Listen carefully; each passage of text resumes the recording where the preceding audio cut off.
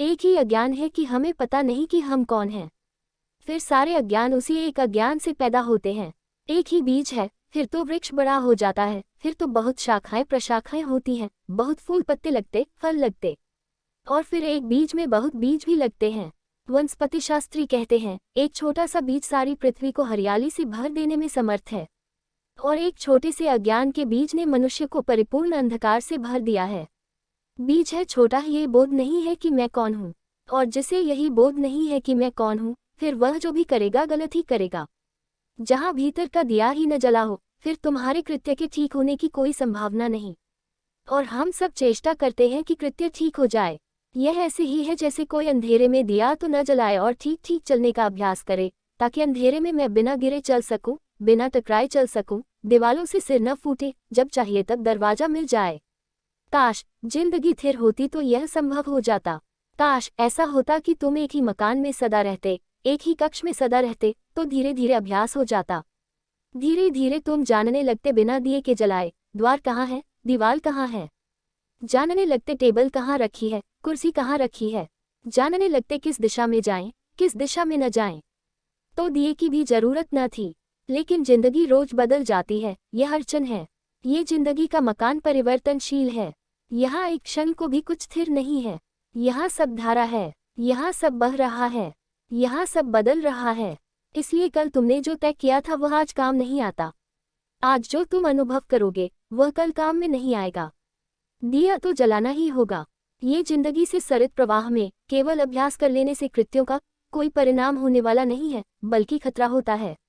ऐसा सोचो कि कमरा रोज बदल जाता हो, रात तुम सोए और कमरा घूम जाता हो। जहाँ दरवाजा था दीवार आ जाती हो, और जहाँ दीवार हो दरवाजा आ जाता हो। कल तुमने अभ्यास कर लिया था, निश्चिंत होकर सोए थे कि अब तो सब पता हो गया, अब दूसरा सिर न टकराएगा, अब चोट न खाऊंगा, अब तो जब निकलना होगा बाहर तो निकल जाऊंगा, अब तो मैं जानता हूँ। कल तुम निश्चिंत होकर सो गए थे, लेकिन रात सारा मकान बदल गया। तुम्हारा ज्ञान सहयोगी न होगा और बाधा बनेगा, क्योंकि तुम निश्चिंत हो कि अब मैं जानता हूँ। अब तुम एकदम दीवार से टकरा जाओगे। वहाँ कल दरवाजा था, आज वहाँ दरवाजा नहीं है। इसलिए जिसको हम तथाकथित अनुभवी आदमी कहते हैं, वह और भी गंधों में गिरता है। बच्चे तो थोड़ा संभल कर भी चले, अनुभवी संभल कर नहीं चलता, क्योंकि अनुभवी को ख्याल है कि मैं जानता ही हूँ। जानना तो सिर्फ एक है जगत में कि मैं कौन हूँ। उससे ही भीतर का दिया जलता है और तुम्हारा सारा जीवन, तुम्हारे सारे कृत्य रोशन हो जाते हैं। और दिया फिर ऐसा है कि मकान बदलता रहे, बदलता रहे। जब दिया जल रहा है तो द्वार जहाँ होगा दिखाई पड़ जाएगा। यही नीति और धर्म का भेद है। नीति सिखाती है क्या करो, नीति अभ्यास करवाती है शुभ का, शिव का। बुरा छोड़ो, बुरे की आदत न डालो, भले की आदत डालो। नीति आचरण को बदलवाती है और अंतस अंधेरे से ही भरा रहता है। तो आचरण तो अच्छा भी हो जाता है, तो भी क्या परिणाम होता है। बुरे आदमी उन्हीं गंधों में तड़प रहे हैं जिनमें भले आदमी तड़प रहे हैं। कोई फर्क नहीं है। जब मैं ये कहता हूँ तुम थोड़े चौंकोगे। तुम कहोगे बुरे आदमी कारागृह में बंद हैं और भले आदमी अपने महलों में बैठे हैं, फर्क क्यों नहीं है। ऊपर से जरूर फर्क है, उनके गंधे ऊपर से अलग दिखाई पड़ते हैं, लेकिन अगर गहरे में देखोगे तो अहंकार का एक ही गंधा है। उसमें कारागृह में बंद आदमी भी तड़प रहा है, उसमें मंदिर में बैठा हुआ पूजा करने वाला आदमी भी तड़प रहा है। गंधा एक है, अहंकार का गंधा है। गंधा एक है क्योंकि अंधेरा एक है। न तो बुरा आदमी जागा है, जाग जाता तो बुरा क्यों होता। और यह वचन भी मुझे तुमसे कहने दो कि न भला आदमी जागा है, अगर जाग जाता तो भला क्यों होता। तुम थोड़े चौंकोगे, क्योंकि जागा हुआ आदमी न बुरा होता न भला होता। जागा हुआ आदमी तो बस जागा होता है। जागरण भलाई के उतने ही ऊपर है जितने बुराई के। जागा हुआ आदमी न तो दुर्जन होता न सज्जन होता। जागा हुआ आदमी बुद्ध होता, प्रबुद्ध होता। बुद्ध से किसी ने पूछा है आप कौन हैं। देखकर उनके अप्रतिम सौंदर्य को लगता है जैसे कोई देवपुरुष उतर आया है इंद्रासन से पृथ्वी पर। तो पूछा है पूछने वाले ने आप कौन हैं, क्या आप देवता हैं। इस वनस्थली में, इस एकांत निर्जन में, इस वट वृक्ष के नीचे बैठे, क्या आप स्वर्ग से उतरे कोई देवता हैं। आपके सौंदर्य को देखकर ऐसा लगता है इस पृथ्वी के नहीं है, पार्थिव नहीं है ये सौंदर्य, आप देवता हैं। बुद्ध ने आंख खोली और कहा नहीं, मैं देवता नहीं हूँ। उस आदमी ने पूछा तो फिर आप किन्न हैं। देवताओं से थोड़ी नीची कोटि, जो दरबार में देवताओं के संगीतज्ञ हैं, आप वे हैं। बुद्ध ने कहा नहीं, वह भी नहीं। तो पूछा उस आदमी ने, आप चक्रवर्ती सम्राट हैं, इस पृथ्वी के सबसे बड़े राजा हैं। बुद्ध ने कहा, नहीं, वह भी नहीं। तो आप कौन हैं? मनुष्य तो होंगे कम से कम, उस आदमी ने पूछा। और बुद्ध ने कहा कि नहीं, मनुष्य भी नहीं हूँ। तब तो वह आदमी जरूर अवाक रह गया होगा कि यह आदमी होश में है या बेहोश, पागल है, देवता नहीं, चलो न सही, चक्रवर्ती सम्राट न सही, मगर कम से कम मनुष्य, इसको भी इनकार भी करते हो। तो उस आदमी ने पूछा, फिर आप कौन हैं? बुद्ध ने कहा, मैं बुद्ध हूँ, मैं जागा हुआ हूँ, और जागा हुआ सिर्फ जागा हुआ होता है, उसकी और कोई सीमा नहीं होती, उसकी और कोई परिभाषा नहीं होती। भीतर का दिया जल जाता है तो तुम रोशन हो जाते हो, तुम जागे हुए हो जाते हो। जागे हुए से बुराई तो होती नहीं, हो ही नहीं सकती। और जागे हुए को ऐसा बोध कैसे हो कि मुझसे भलाई होती है? जिससे बुराई होनी बंद हो गई, उसे यह बोध भी मिट जाता है कि मुझसे भलाई होती है। जब तक तुम्हारे भीतर चोर है तब तक तुम्हारे भीतर दानी भी हो सकता है। जिस दिन चोर गया उस दिन दानी भी चला गया। मैं यह नहीं कह रहा हूँ कि दान नहीं होगा, उसी दिन दान होगा, लेकिन दानी नहीं होगा। तुमसे दिया तो जाएगा, लेकिन अब देने वाले का अहंकार निर्मित नहीं होगा। तुम ये दावा न करोगे कि मैं दानी हूँ, तुमसे हिंसा तो नहीं होगी, अहिंसा भी नहीं रह जाएगी। मैं यह नहीं कह रहा हूँ कि तुम्हारे जीवन में अहिंसा नहीं होगी, अहिंसा ही होगी। मगर मैं अहिंसक हूँ, ऐसी थोथी धारणा नहीं बनेगी। जिस दिन बीमारी चली जाती है उसी दिन स्वास्थ्य का भी विस्मरण हो जाता है। तुमने देखा या नहीं, सोचा या नहीं, सिर में दर्द होता है तो सिर की याद आती है। जब सिर में दर्द नहीं रह जाता तो सिर की कौन याद करता है? तुम जगत में ऐसा शोरगुल थोड़े ही मचाते फिरते हो कि आज मेरे सिर में दर्द नहीं है, कि आज मेरा सिर बिना दर्द के है। तो लोग हंसेंगे, लोग कहेंगे तो जरूर दर्द है, अन्यथा कौन बात करता है सिर की? जब दर्द चला गया तो सिर भी चला गया। दर्द में ही बोध होता है, दर्द में ही चोट लगती है, दर्द में ही कांटा गिरता है। जब बीमारी नहीं रह जाती तो स्वास्थ्य भी नहीं रह जाता। तुम देखो, स्वास्थ्य की चर्चा बीमार लोग ही करते हैं। जो आदमी जितने स्वास्थ्य की चर्चा करे, समझना उतना ही बीमार है। बीमार आदमी प्राकृतिक चिकित्सा की किताब पढ़ते हैं और स्वास्थ्य के संबंध में बड़े जानकार हो जाते हैं। बीमार आदमी स्वास्थ्य की खोज में ही लगे रहते हैं कि स्वास्थ्य क्या है, कैसे बनाना, कैसे नहीं बनाना, स्वास्थ्य का अर्थ क्या है। स्वास्थ्य नहीं है, इसलिए स्वास्थ्य क्या है, इसकी खोज है। बीमारी न हो तो बीमारी की छाया, वह जो स्वास्थ्य का विचार था, वह भी खो जाएगा। परम स्वस्थ आदमी का लक्षण होता है कि उसे अपने शरीर का पता ही नहीं होता। विदेह अवस्था है परम स्वास्थ्य, उसे पता ही नहीं होता कि शरीर है। तुम्हें पता है पैर का, जब तक पैर सो नहीं गया तब तक पता ही नहीं होता। जब पैर सो जाएगा और झुनझुनी चढ़ेगी तब पता चलेगा। पैर में कांटा लगेगा तो पैर का पता चलेगा, सिर में दर्द होगा तो सिर का पता चलेगा। संस्कृत में दैख और ज्ञान के लिए एक ही शब्द है, वेदना। वेद का अर्थ ज्ञान होता है, वेद का अर्थ जानने वाला होता है। बड़ा अनूठा शब्द है वेदना। दुनिया की किसी भाषा में ऐसा शब्द नहीं है। संस्कृत के पास कुछ शब्द हैं जो दुनिया की किसी भाषा में नहीं है, हो ही नहीं सकते, क्योंकि जिन्होंने वे शब्द निर्मित किए उन्होंने बड़ी अनुभूति से उन्हें रचा है। वेदना का अर्थ होता है जानना और वेदना का अर्थ होता है दैख। जब दैख होता तभी ज्ञान बनता है, दैख का ही ज्ञान होता है। इसलिए वेदना के दो अर्थ हैं, बड़े भिन्न अर्थ हैं, दोनों में कोई संबंध नहीं दिखाई पड़ता, कहाँ ज्ञान और कहाँ दैख। लेकिन दैख के अतिरिक्त कोई ज्ञान ही नहीं है। जब दैख चला गया तो ज्ञान भी चला गया। तब एक परम शांति, एक निर्मल शांति, जहाँ न दुर्जन है, न सज्जन, न पापी है, न पुण्यात्मा, न नास्तिक है, न आस्तिक। हिंसा गई, अहिंसा गई, नीति गई, अनीति गई, झूठ गया, सच गया, वे द्वंद्व गए, निर्द्वंद्व हुए। इस निर्द्वंद्व दशा का नाम है धर्म। नीति द्वंद्व में चुनाव करवाती है, कहती है अहिंसा छोड़ो, अहिंसा करो, झूठ छोड़ो, सच करो, चोरी न करो, दान करो, घृणा न करो, प्रेम करो। नीति कृत्य सिखाती है, ठीक कृत्य सिखाती है। धर्म कृत्य की बात ही नहीं है। धर्म को आचरण से कुछ लेना देना नहीं है। धर्म अपूर्व क्रांति है। धर्म कहता है सिर्फ भीतर का दिया जले, फिर सब हो जाएगा, अपने से हो जाएगा, अपने से ही हो जाता है, फिर तुम्हें कुछ करना ही नहीं पड़ता। इसलिए परम ज्ञानियों ने तुम्हें जीवन और आचरण के नियम नहीं दिए, उन्होंने तो सिर्फ कैसे भीतर का दिया जल जाए इसकी प्रक्रिया दी। प्रक्रिया का नाम ही ध्यान है। तुम पूछते हो कि क्या है हमारा मौलिक गंवारपन, क्यों कहते हैं पलटू, अजू चेत गंवार, अब जाग। चेत शब्द को समझो। चेत का अर्थ जागना भी होता है, चेत का अर्थ चेतना भी होता है। चेत का अर्थ होता है सावधान। खूब सो लिए, आँख खोलो, जागो। काफी सो लिए, अब तक सोए ही रहे। कभी बुराई में सोए, कभी भलाई में सोए। ऐसा समझो कि रात तुम सपने देखते हो। कभी सपना देखते हो कि साधु हो गए, हाथ में कमंडलू लिए भिक्षा मांगने निकले हो, और कभी सपना देखते हो कि हत्यारे हो गए, चोर हो गए और डाका डालने निकले। नैतिक व्यक्ति कहेगा अच्छा सपना देखो, साधु बनो, असाधु न बनो। धार्मिक आदमी कहेगा सपने सब सपने हैं, चाहे तुम चोर बनो सपने में और चाहे साधु बनो, क्या फर्क है। सुबह जागकर पता चलेगा दोनों झूठे थे। इसलिए धार्मिक व्यक्ति कहता है अब जागो, सपने कब तक बदलते रहोगे।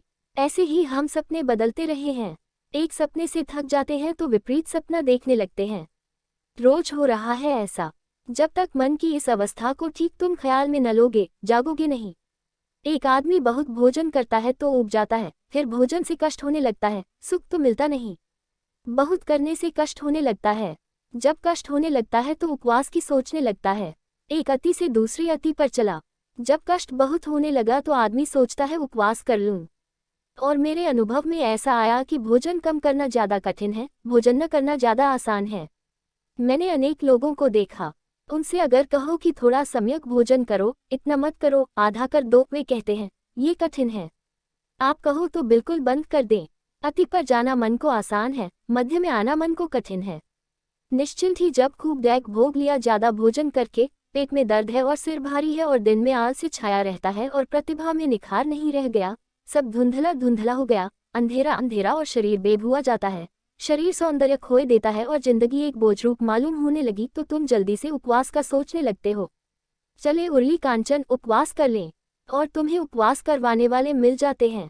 मगर तुम्हारे जीवन की दिशा को कोई नहीं समझता कि अड़चन कहाँ है। तुम उपवास कर लोगे कितने दिन? कोई जीवन भर उपवास कर सकता है। 10-5 दिन उपवास करके घर आओगे, फिर अति पर पहुंच जाओगे। क्योंकि 10-5 दिन जब उपवास किया तो भोजन ही भोजन का सोचोगे। और करोगे क्या? उपवासी आदमी भोजन ही भोजन की सोचता है और कुछ सोचता ही नहीं। उसके चित्त में एक ही धारा बहती है, भोजन भोजन। वो बड़ी योजनाएं बनाता है। देखते हैं न जैनों के पर्युषण के बाद सोहन इधर बैठी है, उससे पूछना। वह अठई करती रही है, 8 दिन क्या सोचती रही। वह 9वें दिन की बात सोचेगी कि 9वां दिन आता है, अभी आया ही जाता है। पर्युषण जैनों के खत्म होते देखते हैं एकदम सब्जी बाजार में दाम बढ़ जाते हैं सब्जियों के। 8-10 दिन किसी तरह रोक लिया है, बलपूर्वक हिंसात्मक ढंग से। क्योंकि हिंसा है उपवास। ज्यादा खाना तो हिंसा है ही, उपवास भी हिंसा है। ज्यादा खाने में भी तुम शरीर को सताते हो इसलिए हिंसा है, और कम खाकर भी शरीर को सताते हो इसलिए हिंसा है। सताते तुम दोनों हालत में हो। तुम्हारी दुष्टता जाती नहीं। कभी धर्म के नाम पर सताते हो, कभी अधर्म के नाम पर सताते हो, मगर सताते तुम निश्चित हो। 8-10 दिन सता लिया आशा में कि स्वर्ग मिलेगा। लोग में किसी तरह बांध कर 8-10 दिन गुजार लिए। इसलिए जब जैन उपवास करते हैं तो मंदिर में रहते हैं ज्यादा समय, क्योंकि वहां आसानी पड़ती है। वहां और भी उन्हीं जैसे दुष्ट अपने को सताए हुए बैठे हैं। उनको देखकर राहत मिलती है कि हम कोई अकेले नहीं हैं। नाव में और बुद्धू भी सवार हैं। अकेले होने में आदमी को शंका होने लगती है, संदेह होने लगता है कि पता नहीं मैं ये क्या कर रहा हूँ। उपवासी आदमी को रेस्तरां में जाकर बिठा दो तो उसे बड़ी अड़चन होती है। सब लोग भोजन कर रहे हैं, गुलछर्रे उड़ा रहे हैं, चर्चा कर रहे हैं, भोजन की सुगंधियां उठ रही हैं, नासापुटों को उत्तेजित कर रही हैं, भूख को जगा रही हैं। उपवासी आदमी रेस्तरां में जाकर नहीं बैठता, मंदिर जाता है। वहां भोजन से दुनिया बिल्कुल दूर है। वहां न भोजन की कोई गंध उठती है, न कोई भोजन करता है, न कोई भोजन लाता है। और जितने बैठे हैं वे भी ऐसे उदास, मुर्दा, वे भी ऐसे ही अपने को सताए हुए। वहां आसानी है। फिर वहां धर्म चर्चा चल रही है। धर्म चर्चा का कुल अर्थ इतना होता है कि यहाँ तुम जो कर रहे हो इसका बड़ा फल तुम्हें स्वर्ग में मिलेगा, मोक्ष मिलेगा, परम धाम मिलेगा। वहां परम ऐश्वर्य, सुखी सुख, कल्पवृक्ष। तो बैठा उपवासी आदमी सोचता है कि थोड़े दिन की बात और है, फिर तो कल्पवृक्ष के नीचे बैठेंगे और जो भी चाहिए वह प्राप्त कर लेंगे, जैसा चाहिए जब चाहिए उसी क्षण मिलेगा। ऐसे किसी दिन 10-5 दिन धर्म चर्चा सुनकर लोभ का विस्तार करके गुजार दिए, फिर इसके बाद तुम एकदम भोजन पर टूटते हो। वह जो 10 दिन का उपवास है उसका बदला लोगे न? उसका बदला कहाँ जाएगा? वह तो लेना ही पड़ेगा। अब मन 10 दिन भूखा रह रह कर उब गया। अब मन कहता है ठीक से खा लो, अब तो ठीक से खा लो, अब 2-4 दिन तो बिल्कुल स्वतंत्रता दे दो। तो जितना उपवास में वजन गिरता है उसके 5-7 दिन के भीतर उतना वजन वापस बढ़ जाता है। थोड़ा ज़्यादा ही बढ़ जाएगा, क्योंकि उपवास भूख को भी जगह देता है और शरीर को राजी कर देता है ज़्यादा पचाने के लिए। तो शरीर झपट्टा मार देता है, जल्दी पचाने लगता है, जल्दी खाने लगता है। पाचक रस जल्दी छूटते हैं, ज़्यादा छूटते हैं। तो तुम देखोगे उपवास में वजन गिर जाएगा, 2-4 दिन में वजन फिर उतना ही हो जाएगा, थोड़ा ज़्यादा भले हो जाए, कम तो नहीं होने वाला। फिर तुम सोचने लगोगे कुछ महीनों के बाद उपवास कर लें। ऐसा मनुष्य का द्वंद्व है। स्त्रियों के पीछे भागते भागते परेशान हो गए, एक दिन तय करते हो कि अब स्त्रियों को छोड़कर जंगल में भाग जाएं, ये स्त्री नरक का द्वार है। या पुरुषों के पीछे ज्यादा सिर फोड़ाफाड़ी हो गई है, सब देख लिया संसार, कुछ रस नहीं पाया, अब सोचते हैं कि अब छोड़ छाड़ दे, इस सब से हट जाएं। मगर एक अति से दूसरी अति, तो नीति तुम्हें एक अति से दूसरी अति पर ले जाती है। क्रांति नहीं हो पाती। अति से मुक्ति में क्रांति है, मध्य में खड़े हो जाने में क्रांति है, संतुलन में क्रांति है, सम्यकत्व क्रांति है। सम्यकत्व शब्द को समझो, उसका मतलब है समतुल, ठीक बीच में आ गए, जैसे तराजू के दोनों पलड़े बराबर हो जाते हैं और कांटा बीच में आ जाता है। न इधर झुके न उधर झुके, न संसार में झुके और न मोक्ष में झुके, मध्य में खड़े हो गए। वही तो पलटू ने कल कहा कि इड़ा पिंगला मेरे 2 पलड़े हो गए, दोनों को सतनाम की डंडी से संभाल लिया है। जैसे जैसे तुम्हारे भीतर बोध बढ़े, वैसे वैसे तुम्हारे भीतर संतुलन आता है, तुम्हारे भीतर द्वंद्व कम हो जाता है। ये निर्द्वंद्व दशा का नाम ही अद्वैत है। एक ही भूल है कि तुम्हारा दिया जला हुआ नहीं है। आचरण को सुधारने में बहुत चिंता मत लगाओ, और ध्यान रखना, मैं यह नहीं कह रहा हूँ कि आचरण को बिगाड़ने में चिंता लगाओ। जब मैं सुधारने तक को 2 कौड़ी का मानता हूँ तो बिगाड़ने को कैसे मूल्य दे सकूंगा। मैं कहता हूँ आचरण से दृष्टि को बदलो, ज्ञ बदलो, अंतर्मुखी बनो। भीतर अंधेरा है, इसको कैसे रोशन करें, यहाँ कैसे प्रकाश प्रगटे, कैसे उजाला हो। ध्यान से उजाला होता है। ध्यान है ज्योति जलाने की प्रक्रिया, और मजा ऐसा है कि सब साधन मौजूद हैं। तुम्हारे घर में दिया है तेल भरा, बाती लगा, माचिस भी रखी है। जरा माचिस को रगड़ना है, जरा माचिस को रगड़ना है कि ज्योति पैदा हो जाएगी। फिर माचिस से ज्योति को बाती से छुआ देना है, छुआ देना है कि दिया जल उठेगा। तुम सब लेकर आए हो, तुम्हारे अंतरतम में सब मौजूद है। जो होना चाहिए वो सब मौजूद है, जो जो जरूरी है सब मौजूद है। थोड़ा संयोजन करना है, थोड़ा सा संयोजन। तुम्हारे भीतर साक्षी भाव की संभावना छिपी पड़ी है। जरा चेष्टा, जरा अपने को झकझोरना। उसी झकझोरने को पलटू कहते हैं। अझम चेत गंवार, अब तो जाग, खूब सो लिया, कितना सो लिया। सोते सोते जन जन बीते, सदियां बीती, अनंत काल बीत गया। अब आँख खोल, बहुत सपने देखे, अब सत्य को देख, स्वयं को देख।